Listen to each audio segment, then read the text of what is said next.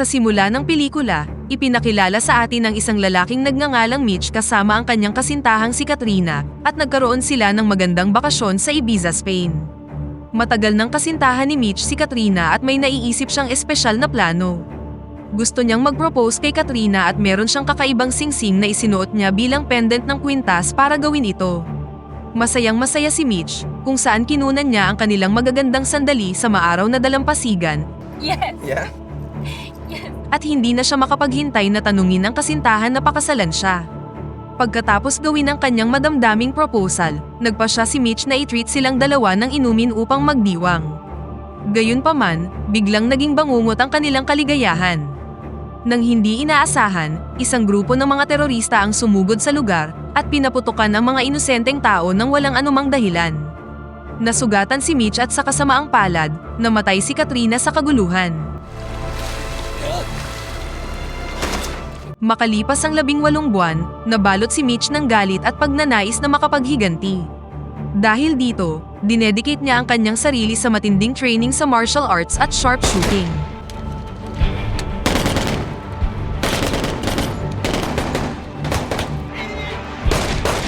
Hindi lang yun, nagawa rin niyang ma-uncover ang pagkakakilanlan ng terrorist group na responsable sa pagkamatay ni Katrina at determinado siyang pagbayarin sila sa kanilang ginawa. Nakipag-ugnayan siya sa mga terorista at ginawa niya ang lahat upang matanggap sa kanilang grupo na may nag-iisang layunin na ipaghiganti ang pagkamatay ng kanyang minamahal. Nagtagumpay si Mitch na makipag-ugnayan sa isang lalaking nagngangalang Adnan na nagkataong pinuno ng terrorist group. Gustong papaniwalain ni Mitch si Adnan na galit siya sa United States at sabik na sabik siyang sumali sa kanilang grupo. Habang nagsasanay at naghahanda para sa kanyang misyon, nahirapan si Mitch na kontrolin ang kanyang emosyon. Sa isang sparring match, halos mapatay na niya ang kanyang kalaban.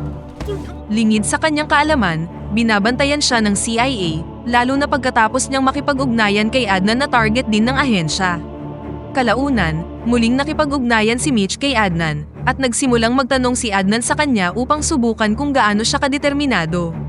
Matapos ang ilang pagkukumbinsi, sa wakas ay nagawang hikayatin ni Mitch si Adnan at nakatanggap siya ng imbitasyon na makipagkita sa kanya ng personal sa Libya. Sa huli, nang makilala ni Mitch si Adnan at handa ng maghiganti para sa pagkamatay ng kanyang minamahal, nangyari ang isang hindi inaasahang bagay. Why have you come? What can I do to earn your trust? Ang kanilang hideout ay biglang inatake ng isang pangkat ng Special Forces mula sa United States. Sa kasamaang palad, binawian ng buhay si Adnan sa pag-atake. Nakaramdam ng galit si Mitch dahil hindi niya nagawang makapaghiganti kay Adnan, kaya't inilabas niya ang kanyang galit sa pamamagitan ng paulit-ulit na pagsaksak sa isa sa mga teroristang nasawi sa ambush, hanggang sa hilahin siya ng mga tropang Amerikano palayo sa lugar. Kalaunan, sa isang CIA facility, si Mitch ay nahaharap sa matinding pagtatanong tungkol sa kanyang mapangahas na mga aksyon, kung saan pumasok siya sa mapanganib na hideout ng mga terorista nang walang tamang paghahanda. Ipinaliwanag ni Mitch na matagal na siyang naghahanda dahil determinado siyang maghiganti. Nang tila mahaharap na siya sa parusa sa kanyang kawalang ingat, ipinagtanggol ni Mitch ang kanyang sarili sa pamamagitan ng pagsabing nakamit niya ang isang bagay na hindi pa nagagawa ng CIA agent o Special Force agent, ang mahanap ang hideout ng mga terorista at makipagkita sa kanilang pinuno. Matapos ang lahat ng mga kaganapan, si Mitch ay nakakuha ng pagkakataon mula sa CIA Deputy Director na si Irene Kennedy. Inalok ng direktor si Mitch ng pagkakataon na maging bahagi ng isang secret unit na tinatawag na Orion. Ipinakilala ni Irene si Mitch sa pinuno ng Orion Group na nagngangalang Stan Hurley, na dating Navy SEAL at isang veterano mula sa Cold War. Ang trabaho ni Stan ay turuan si Mitch at iba pang mga potensyal na recruit tungkol sa pakikipaglaban sa mga hindi kinaugaliang paraan. Kahit nagawa ni Mitch na matunton ang base ng mga terorista, pinaalalahanan siya ni Stan na ang kanyang mga nagawa ay hindi automatikong nangangahulugan na magiging bahagi siya ng koponan. Si Mitch, na laging determinado, ay hinamon si Stan na simulan na ang pagsasanay, upang makita ni Stan sa kanyang sarili kung si Mitch ay karapat-dapat na maging bahagi ng koponan o hindi. Nang sinimulan ni Stan ang kanyang training session sa buong koponan kasama si Mitch, itinuro niya sa kanila ang tamang paraan kung paano lumaban ng isang Black Ops unit upang matiyak ang tagumpay ng misyon. Pagkatapos ay inutusan ni Stan si Mitch na makipag-sparring kay Victor, isa sa kanyang mga recruit. Sa kanilang laban, walang kahirap-hirap na natalo ni Mitch si Victor. Hindi lang physical skills ang pinagtuunan ni Stan, binigyang diin din niya ang importansya ng pagiging alerto habang nasa misyon.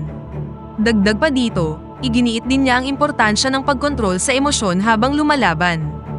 Hindi nagtagal, binigyan ni Stan si Mitch at iba pang miyembro ng team ng isang training, kung saan kailangan nilang dispatchahin ang mga partikular na target nang hindi nasasaktan ang mga inosenteng tao.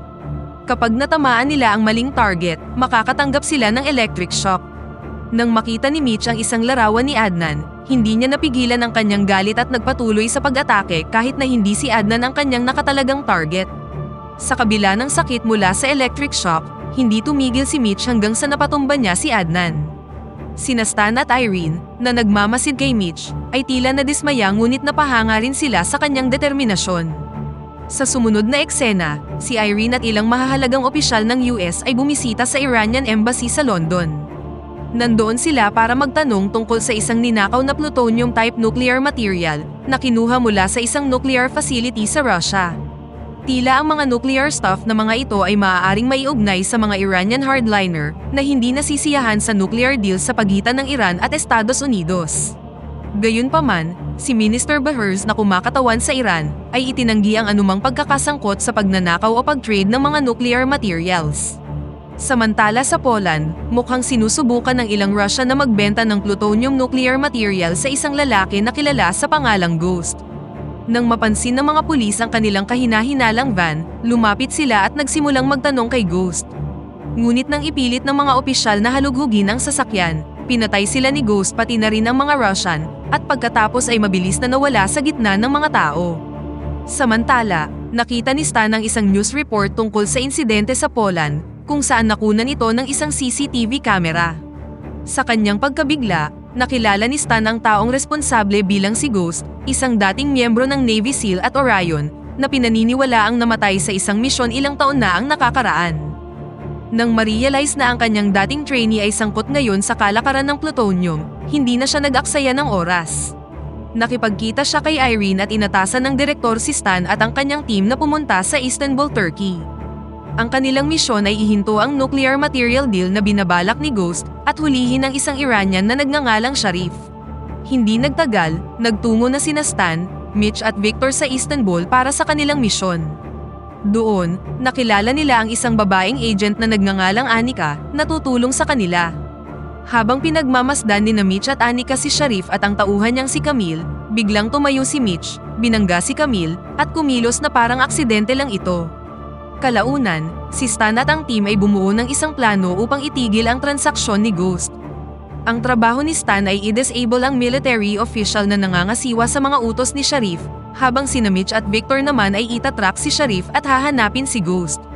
Ngunit nang makita ni Ghost si Victor, na-realize niyang miyembro siya ng Orion, kaya sinaksak ni Ghost si Victor at tumakas kasama si Sharif. Ngayong patay na si Victor at malapit nang pumalpak ang kanilang misyon, pinatigil ni Stan ang operasyon at inutusan si Mitch na bumalik, ngunit hindi siya nakinig at sinundan pa rin si Sharif. Nang hindi na mahanap ni Mitch ang target, ginawa niya ang mga bagay sa kanyang sariling mga kamay. Kinumprontan niya ang assistant ni Sharif na si Camille, at pinaamin siya kung saan nagtatago si Sharif. Dinala ni Camille si Mitch sa apartment ni Sharif, kung saan nagawang talunin ni Mitch ang mga tauhan ni Sharif at sa huli ay binaril at napatay si Sharif. Dagdag pa dito, kinuha niya din ang laptop ni Sharif. Kahit na nagawa ni Mitch ang isa sa kanilang misyon sa pamamagitan ng pagdispatcha kay Sharif, hindi siya eksaktong pinuri ni Stan. Sa tingin ni Stan ay pabigla-bigla ang mga kilos ni Mitch at maaari nitong mailagay sa panganib ang buong misyon at maraming buhay, ngunit tila hindi masyadong pinansin ni Mitch ang babala ng kanyang superior. Hindi nagtagal, nakipagkita sa kanila si Irene at inutusan silang ipagpatuloy ang misyon. Nasa kamay na ni Ghost ang plutonium at plano niyang i-assemble ito upang maging isang functional nuclear weapon. Gayunpaman, hindi ito kayang gawin ni Ghost ng mag-isa dahil kailangan niya ng isang dalubhasang physicist na tutulong sa kanya. Ang impormasyong ito ay nagdala kay Stan at sa kanyang team sa Rome, kung saan na-identify nila ang mga nuclear physicist na pinapressure ni Ghost na gawing functional nuclear weapon ang plutonium. Samantala, nakagawa si Mitch ng isang nakakagulat na discovery tungkol sa kanyang kasamahan na si Anika. Nalaman niya na isa talaga siyang foreign agent na nagtatrabaho para sa Iran. Ipinaliwanag ng babae na bahagi siya ng mainstream Iranian group na sinisikap na pigilan ang mga hardliner na mapasakamay nila ang mga nuclear materials. Samantala sa ibang lokasyon, si Minister Bahers ay makikitang nakikipagpulong kay Ghost. Lumalabas na ang ministro ay nakipagsanib puwersa kay Ghost upang lumikha ng nuclear weapons para sa pag-atake sa United States. Lumipat ang eksena kay Stan na nakipagkita sa isang dating kaibigan, isang dating agent na nagngangalang Ashani. Sinimulan ni Ashani na ibunyag ang pagkakasangkot ni Minister Bahers bilang ang mastermind sa likod ng lahat. Ngunit nang malapit na niyang ibahagi ang iba pang impormasyon, umalingaw ang isang putok ng baril at agad na napatay si Ashani. Lumalabas na si Ghost ang nagpaputok at nagawa din niyang hulihin si Stan. Matapos dalhin si Stan sa kanyang hideout, nagkaroon si Ghost ng masamang intensyon. Plano niyang pahirapan si Stan at pinilit siyang saksihan ang pagkawasak ng United States military. Pagkatapos ay ipinahayag ni Ghost ang kanyang motibasyon para sa lahat ng ito. Nais niyang maghiganti dahil labis siyang nasaktan sa kanyang pagkatanggal sa militar, kahit na itinaya niya ang kanyang buhay sa pagtatanggol sa bansa. Ngunit hindi lang paghihiganti ang dahilan, inamin ni Ghost na ginagawa niya din ito para sa pera. Samantala, nabigla si Mitch nang malaman na nahuli ni Ghost si Stan at inutusan ni Irene si Mitch na bumalik na sa US dahil nakansela na ang misyon. Matapos mahuli si Stan, plano ni Irene na magpadala ng special forces upang tapusin ang misyon. Gayunpaman, determinado si Mitch na ipagpatuloy ang misyon at nagpasya pa rin siyang iligtas ang kasamahan. Sa CIA safe house sa Rome, binabantayan si Annika ng dalawang Mossad agent nang biglang dumating si Mitch upang mamagitan at nagawa niyang palayain si Annika. Nagsanib puwersa sina Mitch at Annika para hanapin ang underground base ni Ghost kung saan siya gumagawa ng mga nuclear weapon. Samantala, alam ni Irene at ng kanyang team na nakikipagtulungan si Mitch kay Annika para tapusin ang misyon. Sa kabilang banda, si Ghost ay makikitang pinapahirapan si Stan at paisa-isa niyang binubunot ang kanyang mga kuko I got 9 more. I like this. habang humihingi ng impormasyon tungkol sa kanyang koponan. Sa kabila ng sakit, nanatiling matatag si Stan at tumangging ibunyag ang anumang impormasyon. Nang ipilit ni Minister Bahers na tapusin na ang interogasyon, pinatay siya ni Ghost pati na ang kanyang mga tauhan at inactivate na ang nuclear bomb. Samantala, matapos makalusot sa isang tunnel, nagpasya sina Mitch at Annika na maghiwalay. Naunang pumasok si Annika, habang si Mitch naman ay inasikaso ang mga tauhan ni Ghost sa labas. Bagamat madali silang natalo ni Mitch, napakahirap na maging mag-isa laban sa isang malaking grupo. Sa kabutihang palad, nagpadala si Irene ng Special Forces upang tulungan siya. Makalipas ang ilang sandali, nahanap at nailigtas ni Mitch ang sugatang si Stan. Gayunpaman, hinimok siya ni Stan na habulin si Ghost at pigilan siya sa pag-detonate ng nuclear bomb. Sa hindi inaasahang pagkakataon, nahuli ni Ghost si Annika at ginamit siya bilang bihag. Matapang na isinakripisyo ni Annika ang kanyang sarili sa pamamagitan ng paggamit ng sandata ni Ghost. Umaasang mabibigyan nito ng pagkakataon si Mitch na patayin siya. Sa kasamaang palad, nakatakas si Ghost at sumakay siya sa isang bangka dala ang nuclear bomb. Kasunod ng kanilang pag-uusap, na-realize ni Stan na gagawin ni Ghost ang isang kamikaze attack sa US Navy 6th Fleet. Agad na hinabol ni Mitch ang bangka, at ang 6th Fleet, na inalerto sa pamamagitan ng CIA channel, ay naghanda na para sa banta ng nuclear. Matapos ang isang matinding labanan, sa wakas ay nagawa ng dispatchahin ni Mitch ang teroristang si Ghost.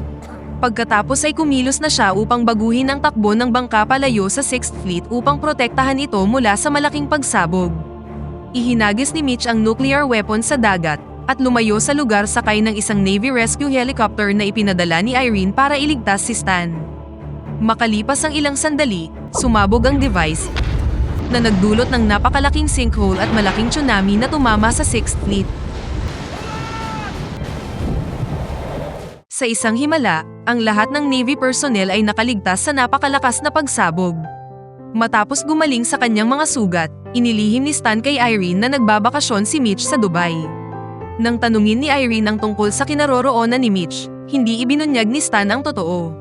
Sa halip, pareho silang nanood ng isang broadcast sa telebisyon na ibinalita na ang Iranian faction na tinangkang mapasakamay ang nuclear weapons ang siyang mananalo sa presidential election at sinisi ang CIA sa nangyaring nuclear attack.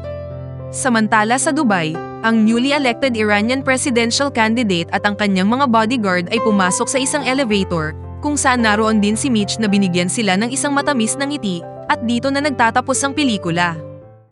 Pakipindot naman ang like button kung nagustuhan mo ang pelikula at kung hindi naman, pindutin mo ng 2 beses ang dislike button para lang makasiguro.